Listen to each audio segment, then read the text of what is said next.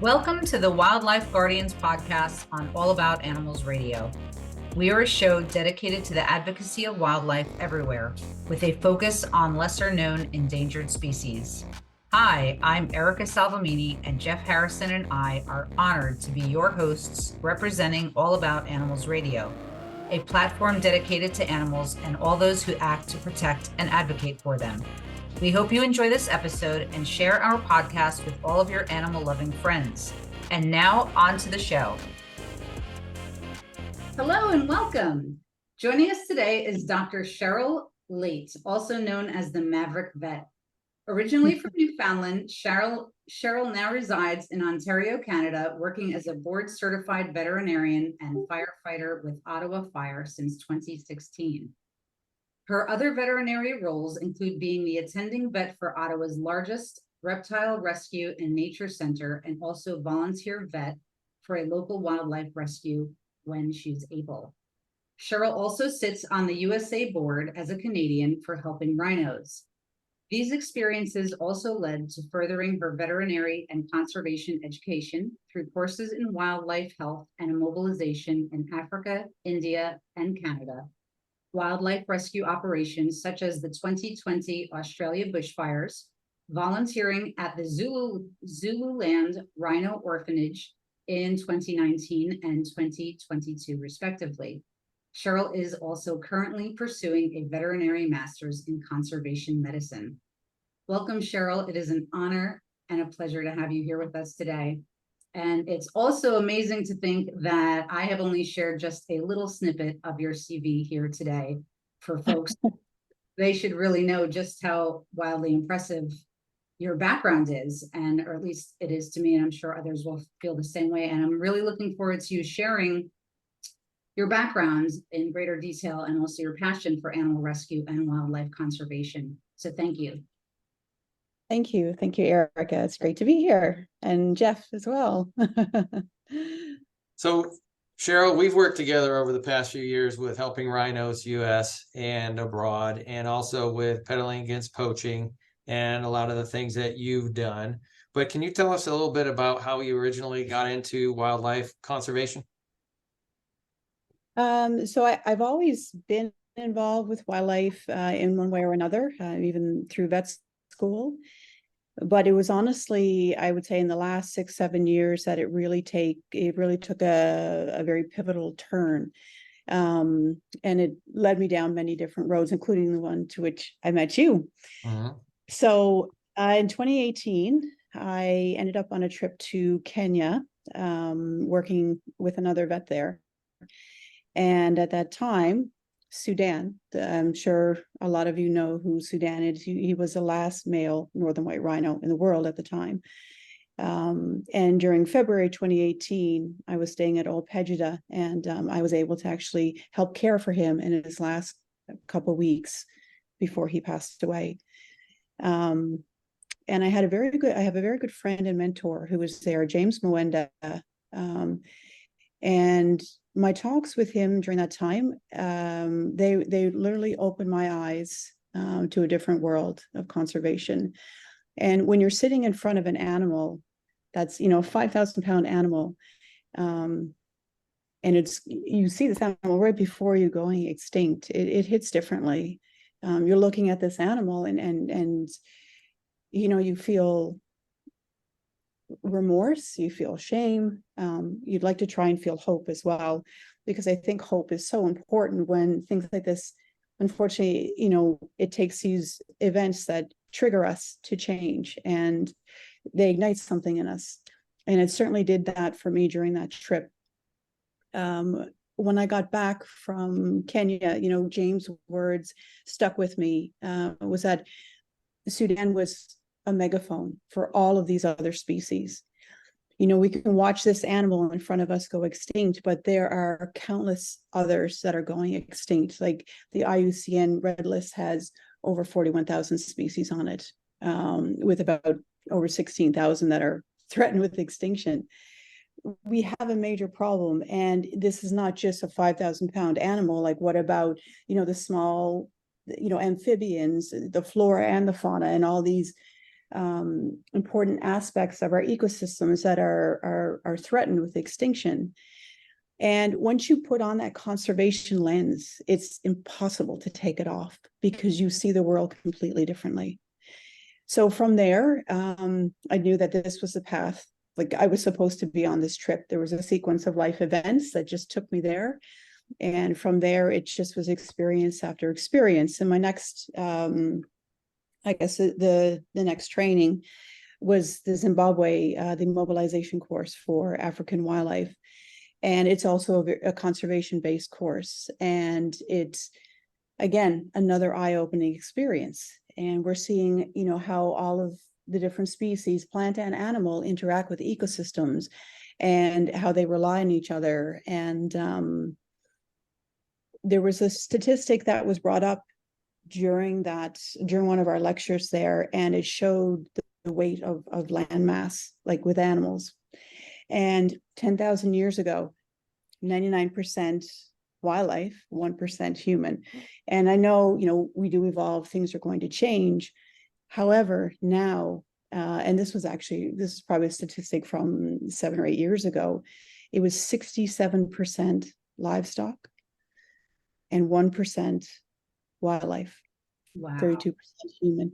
That to me, you know, I wasn't and you know, I won't necessarily get into the talk about eating meat or not eating meat, but that to me was an inciting factor as to why I knew I had to change. I had to look at myself as well, because I don't think it's necessarily, you know, there's a bigger picture, but there's also a smaller picture. And I think the first change that we have to do is looking at our own habits. I just think there's a better way of doing things. And saving wildlife, this was one of my contributions. Continuing down the path of conservation as well, pursuing a master's in conservation medicine, because I feel like the more I learn, the more I feel I don't know. And once you start, like I said, once you have that lens of conservation, you see the world completely differently. I see everything as, you know, how does it contribute to conservation? And it's impossible to take that, you know, to take those glasses off. So the master's in conservation medicine, and Jeff, you know, we started to talk after my trips to Kenya, and seeing rhino conservation was at the forefront for both of us as well. And of course, Jeff doing pedaling against poaching. And then we started talking and realized that we had this you know, common passion as well for rhino conservation, because again, I think the rhino represents all endangered species that are, you know, at threat of extinction. Because when they go in, and I won't get into right now the hordes of, you know, rhino poaching and that crisis that's happening there, but they are for a loudspeaker for all of the other species. So this is how it started, and I have a feeling it's never going to end. So it's just going to be continual and constantly growing on how I can obtain more knowledge and then contribute that moving forward. That's amazing. Thanks for sharing all of that, Cheryl. And it does sound like you have found your mission in life, and that's just wonderful. And I can see how, given your background, how you might be referred to as the Maverick Vet. And so if you might just share with the audience how you earned that moniker. Oh, well, I don't think I did, as Jeff laughs. I don't think I've ever done things in the normal fashion. I guess with Maverick, it's like an unorthodox way of doing things. And I think that, you know, part of it is, I think that conservation medicine in the veterinary field is a new field. And it's helping see the veterinary profession in a different way. And that's one of my goals, is to add and change some of the veterinary models of how we do things and how we practice, and also incorporating ecological health, because we don't necessarily incorporate that in common practice. And there is definitely a place for it. We have a responsibility for that. But I guess I also do things in different ways. You know, like I might do a fundraiser that's a skydiving event, you know, definitely a little bit of I don't like to say adrenaline junkie, but I definitely like to keep stimulated mentally and physically, you know, whether if it's mountain biking, like Jeff and I have in common as well. I haven't jumped as much lately. I try to reserve the jumping now more for fundraising activities. But yeah, I guess I have a different way of doing things, and I try to carry passion in whatever I'm doing. I guess the veterinary model and the firefighting model, they're definitely two different careers. I know it has been done, but they're definitely two very different careers. But it's funny that sometimes they align as well. There are definitely cases where I've been able to apply my firefighting training into the veterinary world and vice versa. So it's definitely a different way of doing things. Yeah. Very cool. I love it. I think that's great. And I more of a fan I become of your work. And to that point, I did come across a CBC News article about, it was in 2019, about you speaking about Sudan and Right. the fact that he was, you know, you spent time with him right before his death, and that you were quoted as saying, spending time with the rhino was both heartbreaking and life-changing.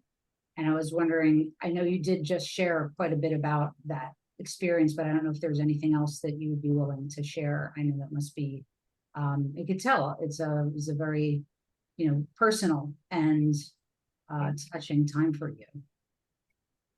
Yeah, it was in multiple ways. It was very personal. You know, sometimes we get on tracks in life and we just stay on that track, you know.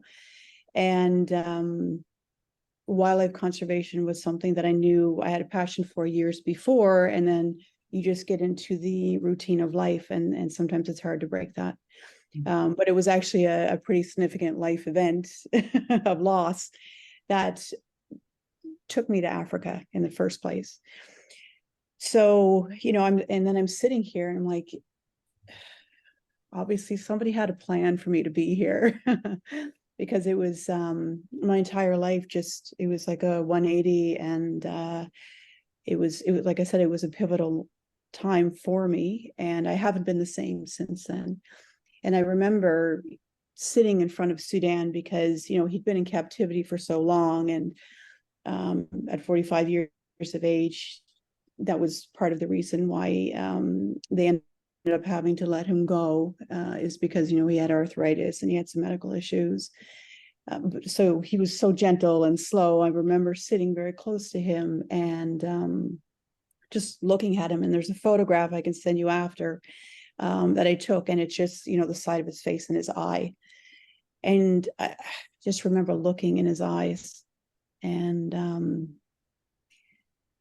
again, it fills you with so many emotions, and I've never been the same. So it seems like a long time ago, but then it seems like yesterday. But Sudan was responsible for changing my life, so for that I owe him.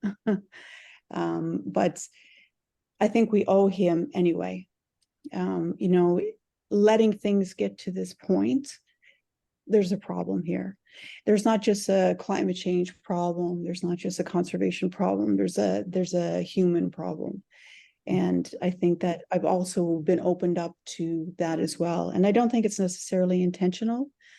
I believe that there's a lot of obstacles that people just don't understand, which I didn't understand. And I think there's a lot of people that really care, but they don't know how to execute that. And I think that's why there's people, you know, like us, like you, like Jeff, all the people I look at that are involved with the master's program.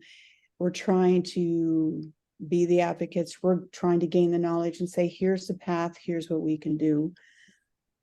So I guess that's a little bit that I can add to that. I can definitely talk about Sudan and the influence he's had. Well, there's definitely a feeling that a lot of people put humans here and all animals way down here. And it's not just an ego thing where we're the best species on the planet, but there's a lot of, there's generations of people that have grown up just, the animals are here for us to eat, for entertainment, and really don't focus on their well-being, or how many are left, or how many are being wiped out. That was one of the gut punches for me, is just the fact that, and it happens all the time when I talk to people throughout my day now, that a lot of people just have that, I don't know, that thing where it's just, we're so much better than all these animals, we don't really care about it. And it's great to meet, it's awesome to meet the like-minded people that that want to go and make a change. And I think it's super important to get that message out there, to get more people on board with that. And to your point, the thing that triggered it for you, and for me, the thing that triggered it for me and for Erica, what's everybody's trigger? And there's got to be that slap in the face to some people to get them on the right track. Now, Cheryl, it's safe to say that you're involved in all kinds of conservation efforts on all corners of the globe, with your involvement with Helping Rhinos and other organizations, your trip to India and beyond. But what about North America? It's really obvious to me, as I talk to folks, that most people are unaware of what's going on in our own backyards. And I've used this term before, but sadly you can throw a dart at anywhere on the globe, and wherever it hits, you can talk about a laundry list of plants and animals there. What are the animals that come to mind for you in Canada, either where you grew up or where you are involved, that are worth mentioning on this call right now? Well, Jeff, I'm going to touch on a couple of things that you said, and one of it being just all the different species and humans, perceptively on the top of the chain there. You take away something as small as the honeybee, and you'll see how important other species are. Because you might see, or people may see, humans at the top of that pyramid, but remember the building blocks underneath that. And when we start losing different species and compromising ecosystems, that's where ecological collapse happens. And we're seeing pockets of it. And if we continue on the same path, then humans have a bad habit, whether it's personal relationships or environmental relationships. Sometimes we kind of just go along until there's a major event, and then we try to backpedal and we try to fix it. It's like, the pandemic, for example. There's, studies that came out with the first SARS epidemic with, describing the culture of eating exotic animals. And it was literally a ticking time bomb. I think that was a 2013 study. It was listed as a ticking time bomb. Did we change these things? No. Did we tighten restrictions on, the illegal wildlife trade? Did we increase awareness of all these issues? Are we getting to younger generations and saying, the risk of wiping out habitats and invading habitats and loss of species and how this affects our human health? Mm-hmm. Did we get ahead of that curve? No, we did not. And when we look at the recent pandemic that happened, was it avoidable? Maybe. Is it going to happen again? Well, I think when you look at the capacity of what viruses can do, I hate to say it, but this one was mild when you look at what they're capable of. So if we don't change our habits, then I think that we're going to end up repeating these patterns to a greater extent. But we have control over these things too, So when we look at the human importance, yes, obviously, humans are very important and we're part of this whole system. But that's the key thing, is we're part of this system. We're an integral part. Now, nature would probably do okay without humans. We would not do okay without nature. And we have to realize this relationship that we're losing, this connectivity to, for whatever reason, whether it's technology or our busy lives. But we really have to reestablish that, because it is crucial to our own health as well. Sure. And we look at endangered species, we'll say, even within Canada. And you're right, you can literally go to any, city, any province, any state, anywhere in the world, and they have their list of endangered species. right? You know, the government of Canada has a list of endangered species, and it might be up to 600 on there. Like it's astronomical. And what are we doing? Well, I think there's some that are definitely doing better than others, but one area where Canada is very concerning is reptiles and amphibians, for example. They are so susceptible to different ecological and environmental change, and we're just wiping them out. We're actually the worst in the world for how, you know, our numbers for reptiles and amphibians disappearing. So despite our landmass, so this is a problem we really have to look at. And you know, there's other animals, like larger mammals, obviously, like caribou is another one that I tend to keep track of, because the caribou represents an untouched landscape. You know, the boreal ecosystem, they require untouched landscape for their migration routes. And when we start to disrupt these things by human activity, whether it's logging roads, hydro wires, infrastructure, and this is the problem that we have with so many different species, is habitat loss, habitat fragmentation, pollution issues, then we start to see these animals disappear because they can't adapt to these changing conditions. Caribou is a prime example. Like, you know, most of the caribou herds in Canada are threatened, and it's, you know, it's an iconic species in Canada, yet we're having such a hard time trying to save it. And it represents, again, the boreal ecosystem, which, you know, we're so concerned about carbon emissions. When you think about our boreal ecosystem, how much carbon, you know, 36 years of carbon is stored in the boreal ecosystem in Canada, in these forests. So how can we say, you know, get away from emissions, but yet we're going to destroy the habitat, or we're going to plow over wetlands for housing developments because everybody has that bigger and better. The Ontario government right now, it's shameful. Like the Endangered Species Act is just decimated. Basically, you know, you're allowed to build on, you know, crucial lands for financial incentive kickback. So yeah, and you know, there's so many endangered species in these wetlands in Ontario, and you know, the Blandings turtle, actually I just picked one up because I help out with one of the turtle rescues here, the Ontario Turtle Conservation Center. And I picked up well, actually one of the carers helps me as well, but we had a Blandings turtle who'd been struck by a car, and thankfully somebody else brought it in.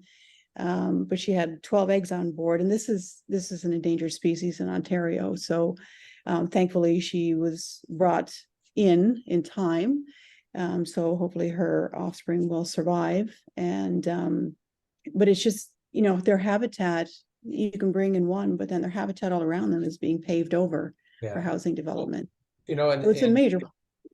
one thing I'll jump in on my little soapbox here for the big corporation problem that I'm seeing is you'll get there's this thing called greenwashing that I'm sure you've heard about. So you'll get companies that say, hey, look at us, we're making all these sustainable changes, we're building our product this way and that, and we're green, and people will, that's all the research they'll do. They'll go, this company says they're doing great things.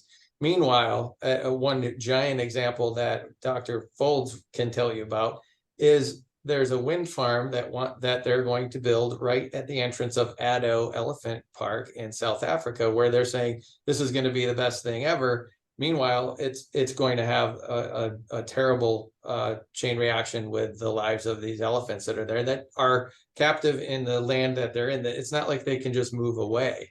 So, but the same thing's happening straight south of me and the Sea of Cortez, where there's maybe 10 vaquita porpoises left.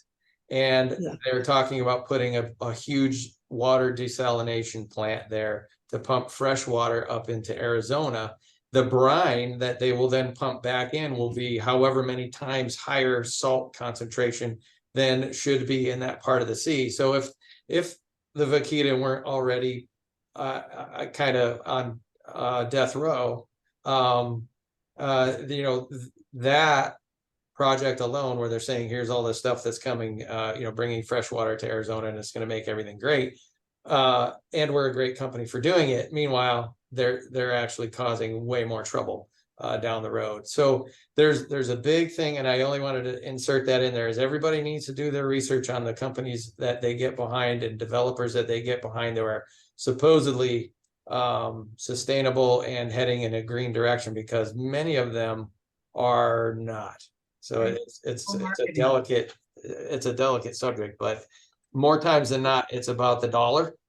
Yeah. And not about saving the land. So I didn't mean to get off track there, but I had to throw that in there. It's, we could do another 3 hours talking about this stuff for sure. Yeah. But you're right. I think that we do have to look below the surface, because, when I was talking about how I think a lot of people care, and they try to go towards companies, and I do think people are starting to pay attention, which is good. And they're looking for more green alternatives, but we do have to look below the surface, because all companies, unfortunately, are not with honest intent. And one thing that I have definitely learned with conservation issues is there is a lot of politics involved, and you have to be able to understand the politics behind things and how to work with that, because it's a constant, I think we all know this is a constant obstacle. Yes. Whether change can be very slow, but we do know that COVID showed us something positive, is that we are capable of a global response. Right. That's just, I just hope that we don't reach catastrophic levels before we do that in the right direction. And I do think it's important to do the research, or at least, have credible resources and really look into, the bigger picture. Like you say, the wind farms, yes, you're trying to tell people this is a good thing, but at what cost? Right. You really have to look into these things, because everything is not always as it appears. And another thing I've learned is, we look at the vaquita as well, and that is just such a sad, heart-wrenching story, that situation. And another issue in conservation that we've learned is, in order to take care of animals and wildlife, we have got to be able to take care of people. Yeah. And that is a crucial factor. Because there's definitely people, the middleman there, that's getting caught, that's trying to make a living. And it's the same with rhino poaching. You have people that are desperate, that have nothing, and they're being enticed by the demand, and potentially a year's wages from one rhino horn. And if you have to try and save feed your family for a year, what would you do? And you look at some of the fishermen with the vaquita. Andrea Crosta actually does a really good talk on that, about the vaquita. But you look at how many levels there are to these things, and we have to be able to take care of the people too. So again, it's a very complex situation, no matter what species we're looking at. And there's definitely a lot of education that has to happen. But companies and governments, they have to have the proper motivation behind things. Mm-hmm. Not just greed, not just financial, not just, they just see the dollar, and a lot of times, and that's the problem, right? Everybody wants more, everybody, politicians, you can never satisfy. Well, and you also have the problem where everybody's just kind of focused on their own little microcosm, especially now, where people are just, they're just caught up in social media, and they just, as long as they're comfortable in their little house, their little apartment, or anything else, they kind of block everything else out. So you really have to get people out to see these things to make a difference. Yeah, it's this disconnect. It's this disconnect that we have to reestablish, the connectiveness to nature.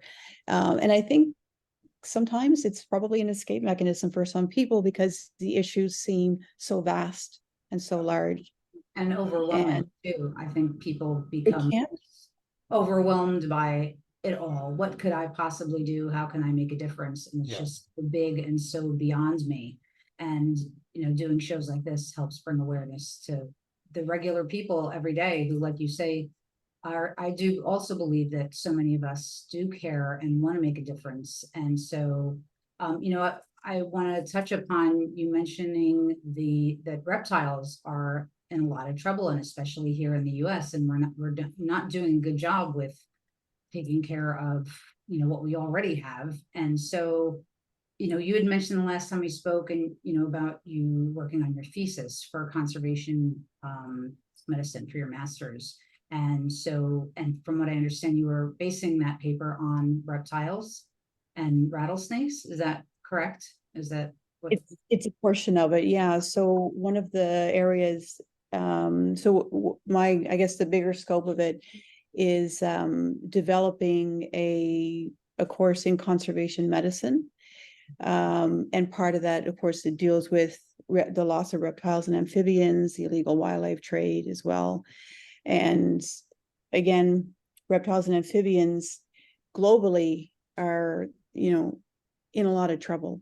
In Canada alone, we're doing the worst in the world as far as our numbers. When you look at 19% of all reptile species, and I think it's 42% of amphibians, that's a lot. That's a lot. And there's multiple reasons for that.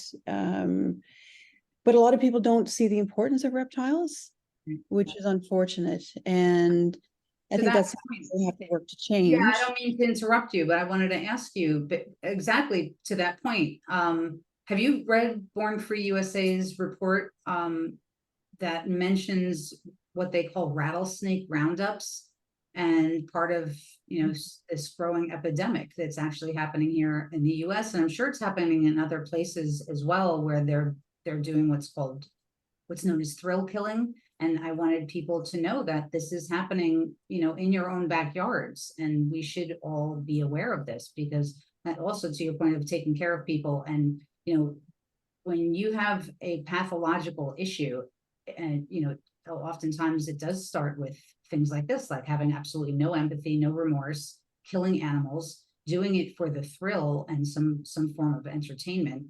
And I just wanted to get your take on that, and if you knew anything about that. Yeah, that's very disturbing to information when I was reading and watching the documentary there. It's quite disturbing. I think the most disturbing thing is the human capacity to do these things without remorse. Yes. Where did we go wrong? Right? Where did we lose that? And I think part of it is fear of the unknown. A lot of people, they generate fear with reptiles. And I started working a lot more with reptiles, like I said, in the last 5-6 years. And before that, not understanding them, I always cared about them and kind of treated them whenever, to the best of my ability. But I didn't understand them or their behavior to the level I do now. And, part of that knowledge also dissipates fear. So, yes, it's very rare that people actually get bitten by rattlesnakes, for example. It's very rare. And it's usually when they try to pick them up, right? So if you're in these areas, if you exercise caution, you're usually pretty good. You're more of a threat to the snake, honestly. But I think we really have to start changing our outlook on reptiles. They are crucial to the environment, to the ecosystem, reptiles and amphibians. They suffer horrifically from events like this, and also the reptile trade. Just, the illegal wildlife trade is $8 to $10 billion a year US. It's crazy. It's astronomical. And a lot of these reptiles are transported in horrific conditions. Most are dead before they arrive. And they're taken from the wild as well. So reptiles suffer. And, this event, this thrill killing, where did we go wrong? Where did we go wrong? I think we really have to, I think the basis of change is education, and education, to schools and we have to reestablish that connection to nature and the importance of these animals. So, we have Lyme disease that's widespread, for example. I know in the US and Canada too, it's just blown up here. And then we look at, okay, well, the climate has some factors as well with that. But then we look at different, mice populations and how different pockets of mice populations are contributing to the spread of disease, with Lyme disease as well, and ticks. So then we're going to take away factors that are helping control these populations. And then we wonder why we have, so much Lyme disease. So there's a role for these animals, for reptiles, for all animals, in the ecosystems. And we have to start educating people of that importance and reestablishing that sense of just basic compassion and, again, educating, I think, from a younger generation in the schools. I think this just has to be a paramount part of education as well in schools to change this, because we do have to change it. Yes, for sure. Now, Cheryl, it takes a very special person to be able to drop everything and jump on a plane and fly to another part of the world that's having a crisis. Now, I know this was another life-changing experience for you because we talked about it kind of in depth when you returned, but when the fires were raging across Australia back in 2020, you had it wasn't even a question. You were like, I getting on a plane. I don't care if I live in a cardboard box when I get back, off I go. Yeah. What was the tipping point for you that and I know it's how you're wired, but I just, can you tell us more about that whole trip and why you ended up hopping on that plane to do that? So I'm not good at just sitting and watching things happen, as you probably realize. There was a call for veterinarians and volunteers, and it was a matter of figuring out how. And there was a couple, it's funny, the story of how I got there, but there was a couple different routes that seemed to fall through, and I had a hard time finding the path.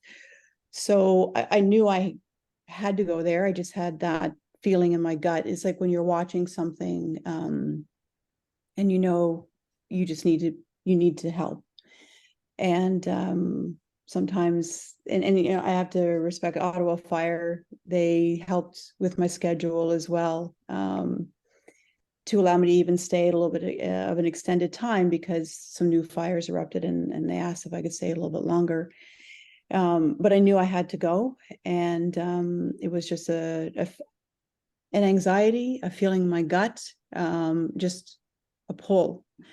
And I ended up, and I found the kind of the path when I actually got there. I remember I flew into Melbourne, and the ride that was supposed to pick me up forgot it. Oh. And I remember sitting in the airport going, okay, well, where now? But it was just a miscommunication. And but it was that experience as well that put me in touch with one of the lead rescues there. And then the path again presented to me. So, sometimes you don't always know how things are going to happen. You just know they will. And that's where you're supposed to be. It ended up, putting me into an area called Kuma, where we had a triage center, and we would have to go out and do immobilizations in the field for, the injured wildlife, and treat what we could. Unfortunately, there was a lot that couldn't be treated. But, I established this connection of people that had another, love for wildlife and conservation. And it just grows, these experiences grow. And it gave me a lot of training too, that I've carried with me. And, I have a hard time. The laws are a little bit different than the legislation in Canada when it comes to vets working with wildlife. So a lot of the wildlife here, they're dealt with the ministry, and there are wildlife vets, but it's a little more difficult when, like, the fires that are going on here in Canada. I wish I could be out in the middle of it doing the same thing, but it's a little more difficult to do here. So that's kind of another, I guess you could say, side project that I'm looking at as well, to see how I can contribute there. But I just know something had to be done. And I always have that feeling, and it's a matter of finding out, okay, how, it's not, why, it's not if, it's how Yeah. am I going to, yeah. And, watching you jump into action when that was going on, I mean, that you were already on a pedestal in my eyes, and now you're on this one that's, way taller, but it's obviously how you're wired. And, if we could get more people, to think that way, I think we'd be able to really start moving the needle. It'd be such a much better world to live in, that's for sure. And just following your gut, really, it's, you're following your instincts. To do that without the knowing of the details behind it. Yeah. And you're just going on pure faith and following your inner compass that tells you, I have to do this, I'm going. I don't know how it's all going to pan out, but I just know that it will, because I have to be there. Yep. It's amazing. And yeah, more people should be able to tap into that, to do that. I really like that comparison, actually, Erica, the inner compass. Yeah. Yeah. Maybe it's because I'm like in the true north of Canada, but it's a strong, it's a strong pull. And I don't, even now, as I work through, the masters, and I'm teaching a course in conservation in a month, these things, I don't always know how. I just know I just have to keep going. I just have to keep doing it. And it can be difficult a lot of days, because the issues can be very overwhelming, and you can feel like you just can't take off that hat, and it can, and I'm sure you can relate to any conservationist or animal advocate. It emotionally can be a heavy burden sometimes, right? Passion fatigue is a real thing, and it can be extremely daunting. I'm also an empath, so I have to really work every day at meditating and centering myself and staying grounded to not absorb the sadness and the heart, the heaviness in the heart. So yeah, but I can appreciate the following that inner compass, because that's what led me to do this work for All About Animals Radio. It's a volunteer effort, and I wouldn't change it for anything. It's, I dedicate time to it because I need to do it. There's the world is in trouble, and the animals are in trouble, and we have to be able to do what we can do when we can do it. And if we can do, I believe we must, whatever that is. And if we can't, we should move out of the way and do no harm. And that's just my philosophy in life. And Cheryl, for our listeners, for anybody else who wants to just help protect, defend, advocate for wildlife in any capacity, whether it's in their neighborhood, their community, for the world, do you have any words of wisdom you could share for them, or what they could do, small, big, whatever it may be, towards those efforts? Yeah, absolutely. I think it was actually Mr. Rogers that said, there's always the helpers. When everything is horrible or feels horrible and overwhelming, there's always look for the helpers. And that's something that keeps me going. But I think individually, yes, there's always things that we can do, because I think our choices do have impact, and I think there's power in numbers. Jane Goodall has a very good quote that says, act local, think global.